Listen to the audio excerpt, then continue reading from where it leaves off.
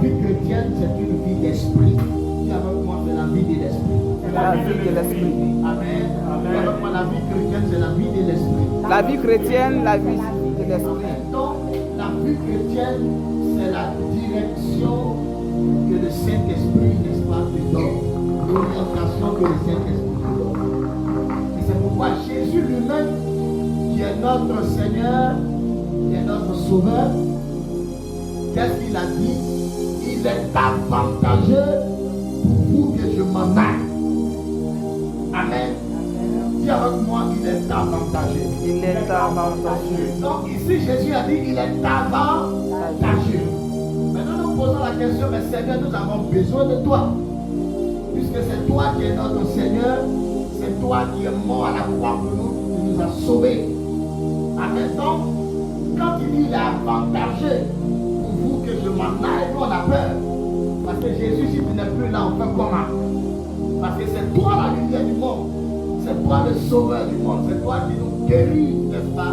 Il a guéri les malades, ressuscité les morts. Amen. Donc, mais lui dit qu'il est avantageux pour vous que je m'en aille. Parce que vous avez une fois réfléchi, n'est-ce pas, à ce texte biblique-là. Quand Jésus dit qu'il est avantageux. Mais il n'y a pas d'avantage pour nous chrétiens que Jésus dit qu'il s'en aille. C'est pas ça, il passe. Donc, le point d'interrogation, amen, c'est de savoir pourquoi il a avantagé. Il dit afin que le consolateur vienne. L'esprit de vérité. Amen. Amen. Donc, l'esprit de vérité. Encore plus fort, L'esprit de vérité. donc, vous savez quel est le contraire ou la différence, n'est-ce pas? Je veux dire, l'opposé de la vérité, c'est quoi? Amen, c'est le mensonge. Donc, certains peuvent utiliser le nom de Jésus pour mentir. Donc, il faudrait qu'il y ait, n'est-ce pas, le Saint-Esprit pour venir, n'est-ce pas, nous éclairer sur toute la vérité. On peut utiliser le nom de Jésus pour escroquer. On peut utiliser le nom de Jésus pour voler. On peut utiliser le nom de Jésus pour paraître. Mais la Bible déclare que c'est lui qui blasphème contre le Saint-Esprit. Amen. Amen. Là, on dit c'est un péché impardonnable. Vous êtes d'accord avec moi? Amen. Amen. Donc le Saint-Esprit détient toutes les vérités du royaume de Dieu. Le Saint-Esprit détient, n'est-ce pas, toutes les vérités concernant ta vie. Le Saint-Esprit sait qui tu es. Le Saint-Esprit sait qui nous sommes. Le Saint-Esprit, n'est-ce pas, la Bible, il sonde les cœurs. Il sonde les reins. Il connaît les pensées de l'Esprit.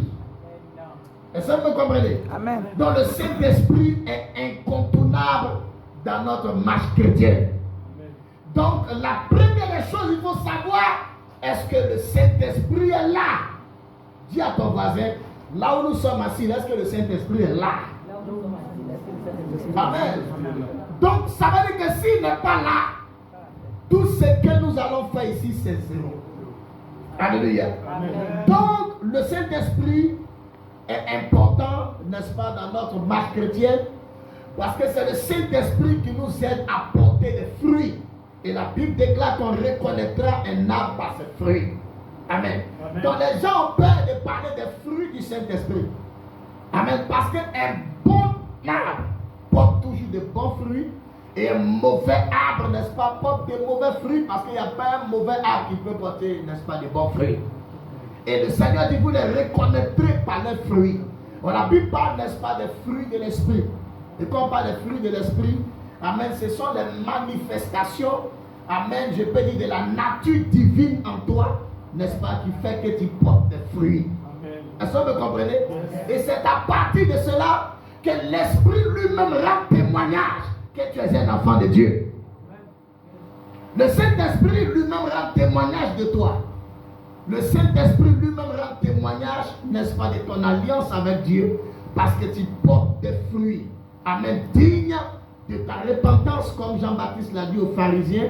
Vous devez porter des fruits dignes de votre repentance. Et ne prétendez pas être, n'est-ce pas, des fils d'Abraham, parce que de ces pièces, si Dieu peut susciter des enfants à Abraham, mais des enfants qui seront conduits par le Saint-Esprit. Est-ce que vous me comprenez?